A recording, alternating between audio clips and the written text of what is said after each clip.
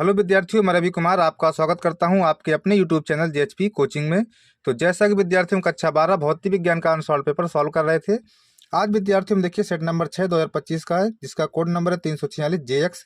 इसको हम सॉल्व करेंगे। तो चलिए देखिए सॉल्व करते हैं खंड आ से, है ना। देखिए पहले का क्वेश्चन कह रहा है n प्रकार के अर्धचालक में अल्पसंख्यक आवेशवाहक होते हैं, तो होल होते हैं। ठीक है, देखिए n प्रकार के अर्धचालक में अल्पसंख्यक आवेशवाहक क्या होते हैं? होल होते हैं। ख नंबर देखिए, करा एफ फोकस दूरी के एक अवतल दर्पण की मुख्य अक्ष पर 4F दूरी पर 6 सेंटीमीटर लंबी वस्तु रखी है। वस्तु के प्रतिबिंब की लंबाई बताओ, है ना। हमको देखिए वस्तु के प्रतिबिंब की लंबाई यानी आई का मान निकालना है। तो देखिए इसको सॉल्व करना पड़ेगा। चलिए देखिए इसको सॉल्व करके आपको मैं बताता हूँ। चलिए तो देखिए विद्यार्थियों, पहले का ख क्वेश्चन करेंगे। पहले का ख क्वेश्चन, है ना। कह रहा देखिए एफ फोकस दूरी के अवतल दर्पण की मुख्य अक्ष पर 4F दूरी पर, यानी यू का मान देखिए 4F है।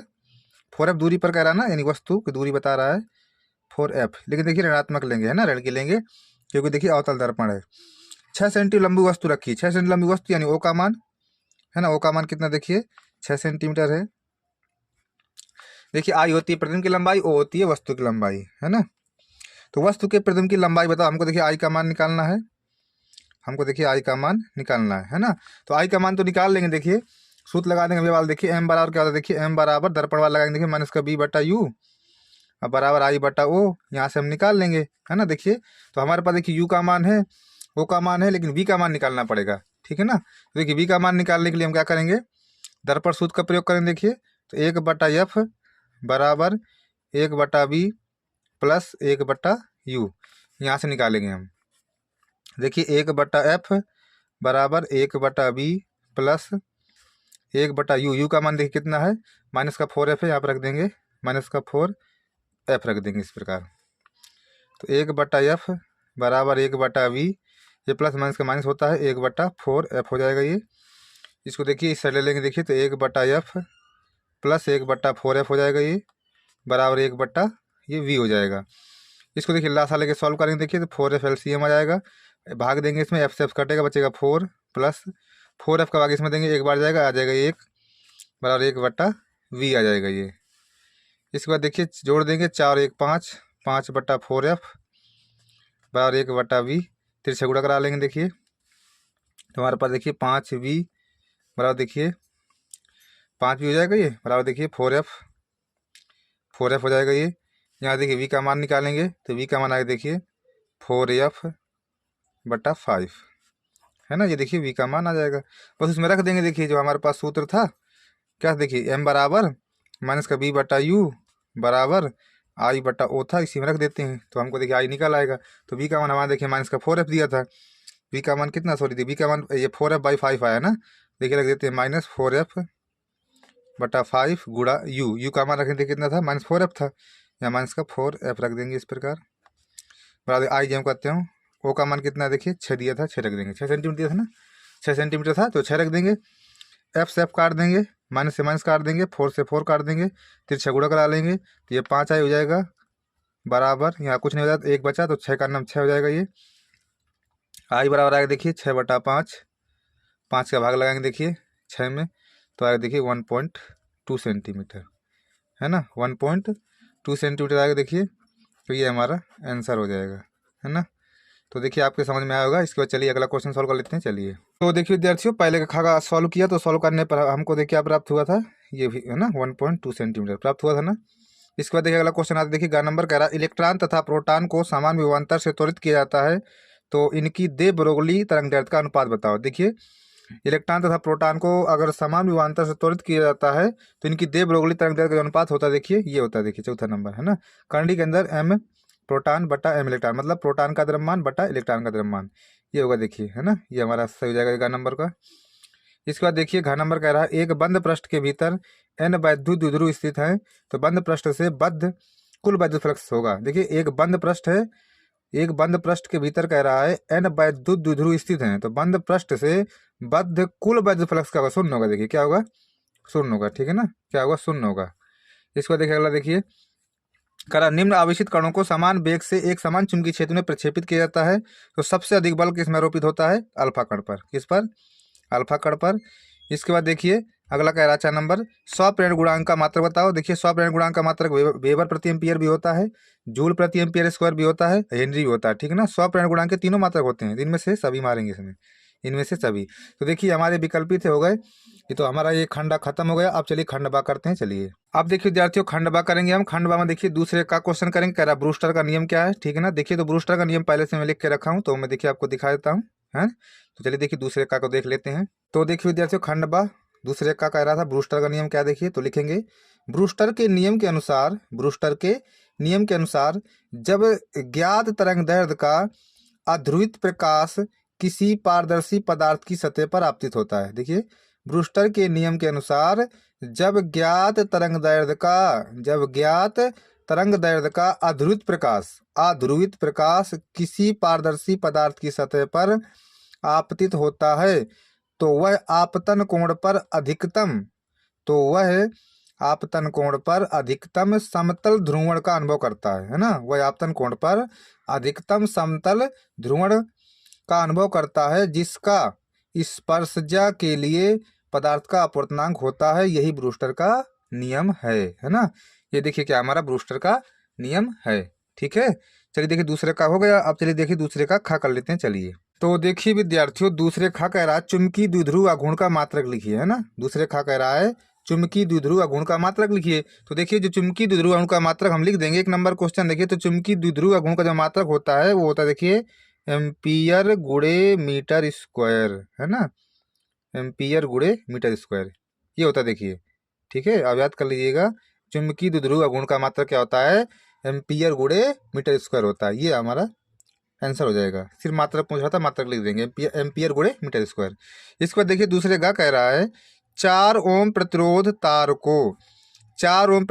को एक वृत्त के रूप में मोड़ा जाता है। 4 ओम प्रतिरोध तार को एक वृत्त के रूप में मोड़ा जाता है। वृत्त के व्यास के सिरों के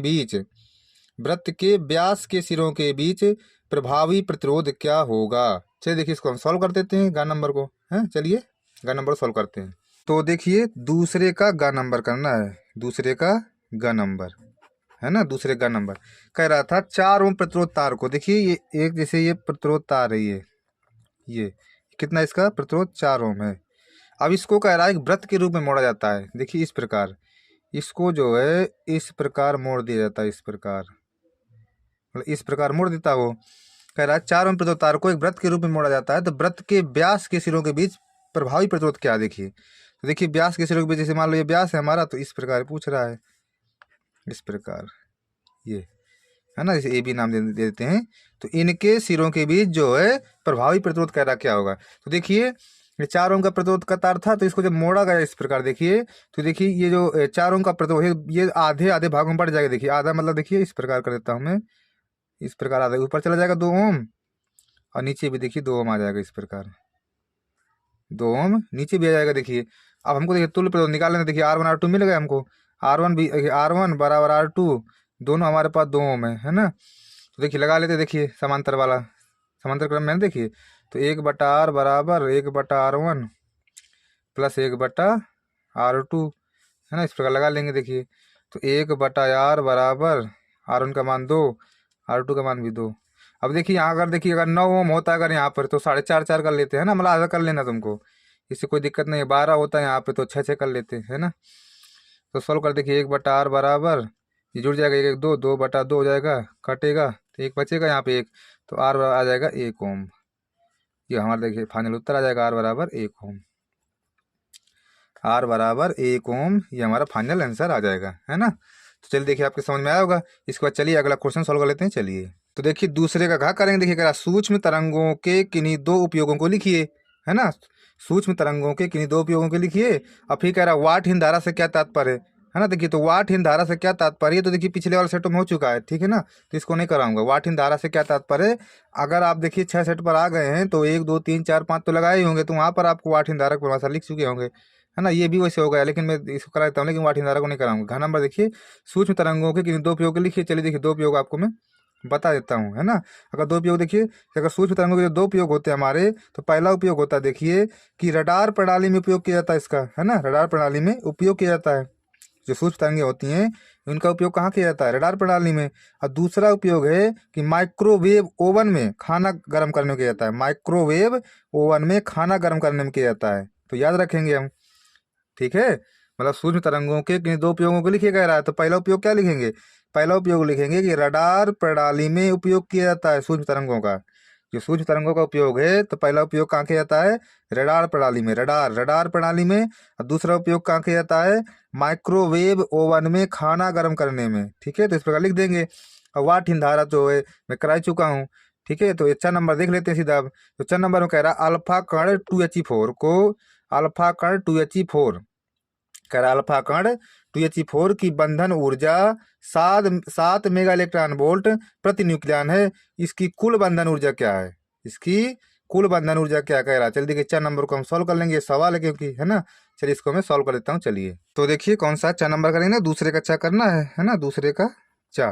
तो क्वेश्चन क्या करा देखिए, कह रहा अल्फा कण 2He4 की बंधन ऊर्जा 7 मेगा इलेक्ट्रॉन वोल्ट प्रति न्यूक्लियन है। देखिए जो अल्फा कण है, अल्फा कण, तो अल्फा कण क्या होता है? देखिए 2He4 होता है ना। अल्फा कण क्या होता है? देखिए 2He4 होता है अल्फा कण हमारा, है ना। फिर कह रहा बंधन ऊर्जा कितनी है? 7 मेगा इलेक्ट्रॉन वोल्ट। तो देखिए जो बंधन ऊर्जा है, बंधन ऊर्जा, बंधन ऊर्जा वो कितनी? देखिए 7 मेगा इलेक्ट्रॉन वोल्ट प्रति न्यूक्लियन है। प्रति न्यूक्लियन, प्रति न्यूक्लियन मतलब एक न्यूक्लियन में कितनी है? एक न्यूक्लियन में 7 मेगा इलेक्ट्रॉन वोल्ट ऊर्जा है कह रहा है। एक मतलब एक न्यूक्लियन में, प्रति न्यूक्लियन कह रहा है ना, तो एक न्यूक्लियन में कितनी ऊर्जा है? 7 मेगा इलेक्ट्रॉन वोल्ट है। अल्फा कण में कितने न्यूक्लियन होते हैं? देखिए अल्फा कण में, अल्फा कण में, सॉरी देखिए यहाँ पे अल्फा कण, अल्फा कण में न्यूक्लियनों की संख्या, अल्फा कण में न्यूक्लियनों की संख्या, न्यूक्लियनों की संख्या 4 होती है ना। अल्फा कण में कितने न्यूक्लियर होते हैं? 4 होते हैं। ठीक है, अल्फा कण में कितने न्यूक्लियर होते हैं? 4 होते हैं। तो देखिए कुल बंधन ऊर्जा कितने हो जाएगी? देखिए कुल बंधन ऊर्जा निकाल लेते हैं जब, कुल बंधन ऊर्जा, कुल बंधन ऊर्जा, देखिए कुल बंधन ऊर्जा कितनी हो जाएगी? देखिए देखिए 7 मेगा इलेक्ट्रॉन वोल्ट प्रति न्यूक्लियन, मैंने एक न्यूक्लियन में 7 मेगा इलेक्ट्रॉन वोल्ट। अल्फा कण की पूछ रहा है, अल्फा कण में कितने न्यूक्लियन? 4 न्यूक्लियन होते हैं। तो 7 गुणे 4 कर लो, 7 गुणे 4, तो यानी कितना जाएगा? देखिए 7 चौको 28 मेगा इलेक्ट्रॉन वोल्ट ऊर्जा आ जाएगी कुल।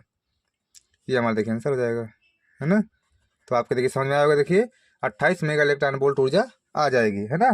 चलिए देखिए क्वेश्चन हो गया। चलिए अगला क्वेश्चन सॉल्व कर लेते हैं। चलिए तो अगला क्वेश्चन देखिए विद्यार्थियों, खंडसा करेंगे। देखिए खंडसा में तीसरे का नंबर कह रहा है गॉस नियम की सहायता से पतले आवेशित गोली खोल के बाहर वैद्युत क्षेत्र की तीव्रता का सूत्र प्राप्त कीजिए। चलिए देखिए तीसरे के का को हम सॉल्व कर लेते हैं। चलिए तो देखिए विद्यार्थी कौन सा क्वेश्चन करेंगे? तीसरे का नंबर सॉल्व करेंगे, है ना।